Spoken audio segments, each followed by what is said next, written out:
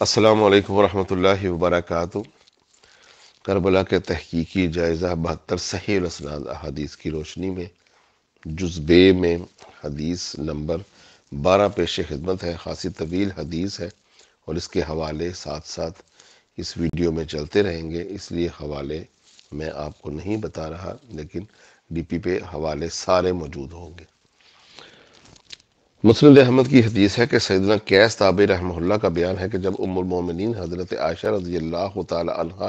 اپنے لشکر کے ہمراہ بنو عامر کے گھاٹ پر پہنچی تو وہاں کتے بھونکنے لگے، تو آپ رضی اللہ تعالی عنہا نے دریافت فرمایا یہ کون سا چشمہ ہے؟ جواب ملا یہ چشمہ حواب ہے۔ یہ سن کر آپ رضی اللہ تعالی عنہا نے فرمایا پھر تو میں ضرور واپس ہی جاؤں گی۔ اس فیصلے پر سیدنا زبیر رضی اللہ تعالیٰ عنہ نے مشورہ دیا کہ نہیں، بلکہ ہمیں آگے بڑھنا چاہیے تاکہ آپ کو دیکھ کر مسلمانوں میں اتحاد کی کوئی راہ نکلے اور فتنہ و انتشار ختم ہو جائے، جو شہادت عثمان رضی اللہ تعالیٰ عنہ کے بعد جنم لے چکا تھا۔ ام المومنین سیدہ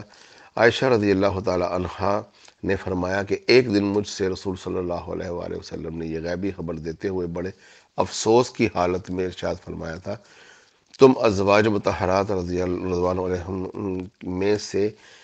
کسی ایک زوجہ مطہرہ رضی اللہ تعالی عنہا کی حالت اس وقت کیسی ہوگی جب کہ اس پر مقام حواب کے کتے بھونکیں گے۔ مسند احمد اور مجمع الزوائر کی اس حدیث میں سیدنا ابو رافع کا بیان ہے کہ رسول صلی اللہ علیہ وآلہ وسلم نے سیدنا علی بن ابی طالب سے فرمایا یاد رکھنا اے علی، ان قریب تمہارے اور عائشہ کے درمیان ایک رنجش والا معاملہ ہوگا۔ سیدنا علی نے پوچھا کیا میرے ساتھ؟ آپ صلی اللہ علیہ وسلم نے فرمایا ہاں۔ سیدنا علی نے عرض کی یا رسول اللہ صلی اللہ علیہ وآلہ وسلم، پھر تو میں بڑا بدبخت ہوں گا۔ آپ صلی اللہ علیہ وآلہ وسلم نے ارشاد فرمایا نہیں، بلکہ جب ایسا ہوگا تو تم کو اس کی پناہ گاہ تک پہنچا دینا، یعنی تم عائشہ رضی اللہ تعالی عنہا کو ان کی پناہ گاہ تک پہنچا دینا۔ مجموع الزوائر کی حدیث میں سیدنا عبداللہ بن عباس رضی اللہ تعالیٰ عنہ کا بیان ہے کہ رسول صلی اللہ علیہ وسلم نے اپنی ازواج مطہرات رضوان علیہم سے ارشاد فرمایا کاش مجھے معلوم ہو جاتا تم میں سے میری کون سی بیوی ایک ایسے اونٹ پر سوار ہوگی جس اونٹ کے چہرے پر بہت زیادہ بال ہوں گے، حواب کے کتے نکلیں گے اور اس کے دائیں بائیں بہت زیادہ قتل و غارت ہوگی اور پھر وہ بال بال بچ جائے گی۔ ان پریڈکشن سے صاف ظاہر ہے کہ نبی علیہ الصلوۃ والسلام نے ایک تو حضرت اما عائشہ رضی اللہ تعالی عنہا کے بارے میں حضرت علی کی جنگ اور اس کے بعد حضرت علی کا یہ فرمانا کہ نہیں تم حق پر ہوگے، کیونکہ خلفائے راشدین 30 سال تک کے خلفائے راشدین کی اتباع اور اطاعت کا حکم بھی ہے، اور حضرت علی کا نام لے کر بھی آپ علیہ الصلوۃ والسلام نے فرما دیا کہ تمہاری جنگ ہوگی، رنجش کا معاملہ ہوگا اور تم انہیں ان کی پناہ گاہ تک پہنچا دینا۔ اور حضرت علی نے جنگ جمل کے بعد ایسا ہی کیا، عورتوں کی 55 عورتوں، گھوڑ سوار عورتوں کو مردوں کے بیس میں محفوظ کر کے اما عائشہ کو ایک محفوظ مقام پر پہنچایا، پھر وہاں سے مدینے پہنچا دیا۔ تو حضرت عبداللہ ابن عباس کی نے بھی یہ روایت پیش کی کہ نبی علیہ الصلوۃ والسلام نے یہ تک فرما دیا کہ میری کون بیوی ہے کہ جس پر حوض کے کتے بھونک رہے ہیں اور وہ ایک بالوں والے اونٹ پر سوار ہے، اور قتل و غارت گری میں بھی ان کو بتایا اور بال بال بچ جانے کا بھی معاملہ فرمایا۔ تو یہ ساری پریڈکشنز پوری ہوئیں نبی علیہ الصلوۃ والسلام کی جنگ جمل میں، اور حضرت علی کا نام لے کر اور اما عائشہ کا نام لے کر بھی یہ باتیں فرما دی، اور یہ ساری پریڈکشنز پوری ہوئیں۔ اس کے بعد آگے بڑھیں تو اسی معاملے میں زیادہ سے زیادہ یہ اعتراض کیا جا سکتا ہے کہ ام المومنین حضرت عائشہ رضی اللہ تعالی عنہا کو جب خواب کے مقام کے بارے میں معلوم ہو گیا تو انہیں تو واپس چلے جانا چاہیے تھا، لیکن احادیث میں آیا ہے کہ وہ واپس نہیں گئی، اور یہ بات تو ام المومنین رضی اللہ تعالی عنہا کی شان کو زیبا نہیں دیتی تھی۔ اس علمی سوال پر جو کہ محدث اعظم سعودی عرب شیخ ناصر الدین البانی رحمہ اللہ نے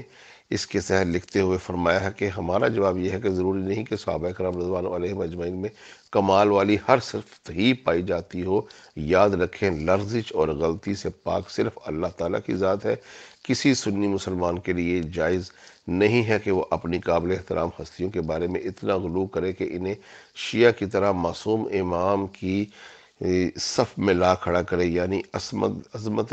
صحابہ کا عقیدہ بھی ویسا ہی باطل عقیدہ ہے جیسا کہ شیعہ کی عصمت ائمہ کا عقیدہ باطل ہے۔ ہمیں اس میں شک نہیں کہ ام المومنین رضی اللہ تعالی عنہا کا یہ خروج اصل میں خطا پر ہی مبنی تھا، اس لیے جب ان کو مقام خواب کے بارے میں رسول اللہ صلی اللہ علیہ وسلم کی پیشن گوئی کے پورے ہونے کا معلوم ہوا تو انہوں نے واپسی کا ارادہ بھی کر لیا تھا، لیکن سیدنا زبیر رضی اللہ تعالی عنہ نے انہیں یہ کہہ کر واپسی کا ارادہ ترک کرنے پر قائل کر لیا۔ شاید آپ رضی اللہ تعالی عنہ کی وجہ سے اللہ تعالی مسلمانوں میں صلح کا کوئی صورت نکال دے۔ اس میں بھی شک نہیں کہ سیدنا زبیر رضی اللہ تعالی عنہ بھی اپنے اس اجتہاد میں خطا پر تھے۔ عقل بھی اس بات کو تقاضا کرتی ہے کہ ان دونوں گروہوں میں سے کسی ایک کو ضرور خطا پر قرار دیا جائے، جس کی وجہ سے مسلمانوں کے مابین سینکڑوں بلکہ ہزاروں لوگوں کا خون ہوا، اور بے شک ام المومنین سیدہ عائشہ رضی اللہ تعالی عنہا کا اجتہاد وہی اس جنگ جمل والے معاملے میں خطا پر مبنی تھا۔ اس کے بہت سے اسباب اور واضح دلائل موجود ہیں، اور اس کی ایک دلیل تو ان کا اپنے اس خروج پر نادم ہونا، اور یہی ندامت ان کے فضل اور کمال کو زیبا بھی ہے۔ ان کی یہ خطا اجتہادی خطاؤں میں سے ایک خطا تھی جو کہ نہ صرف معاف کر دی جاتی ہے بلکہ اس پر ایک اجر بھی ملتا ہے۔ صحیح بخاری کی حدیث میں ہے، سیدنا عروہ بن تابعی رحمہ اللہ کا بیان ہے کہ سیدہ عائشہ رضی اللہ تعالی عنہا اپنے بھانجے سیدنا عبداللہ بن زبیر کو وصیت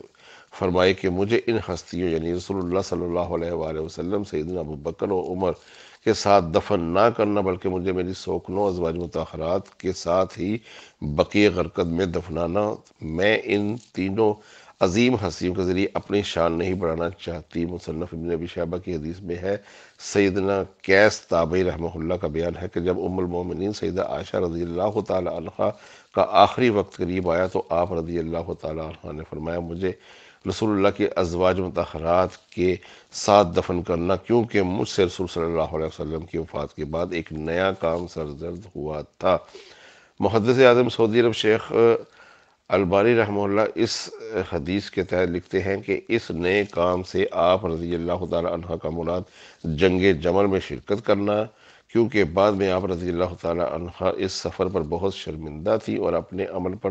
توبہ بھی کی، لیکن انہوں نے یہ کام بھی نیک نیتی سے ہی کیا تھا، بلکہ اس طرح سیدنا طلحہ رضی اللہ تعالیٰ عنہ، سیدنا زبیر رضی اللہ تعالیٰ عنہ اور دیگر کبار صحابہ نے بھی نیک نیتی کے ساتھ بھلائی کی امید پر اصلاح کی غرض سے اس سفر میں شرکت کی۔ لہٰذا اس حدیث سے یہ بات روز روشن کی طرح واضح ہو جاتی ہے کہ اماں عائشہ رضی اللہ تعالی عنہا کا رجوع اور اس پر نادم ہونا اور اس پر رونا اور اس پر یہاں تک کہہ دیا کہ اب مجھے اس غلطی کی وجہ سے میری دوسری بیویوں کے ساتھ ہی دفن کرنا، یہ ہوتے ہیں بڑے لوگوں کی نشانی کہ وہ یہ نہیں چاہتی تھی کہ اب حضرت رسول اللہ ابوبکر اور عمر کے ساتھ میری تدفین ہو اور اس کی وجہ سے لوگ مجھے بھی عظمت دیں، لہٰذا میں بھی اپنی دوسری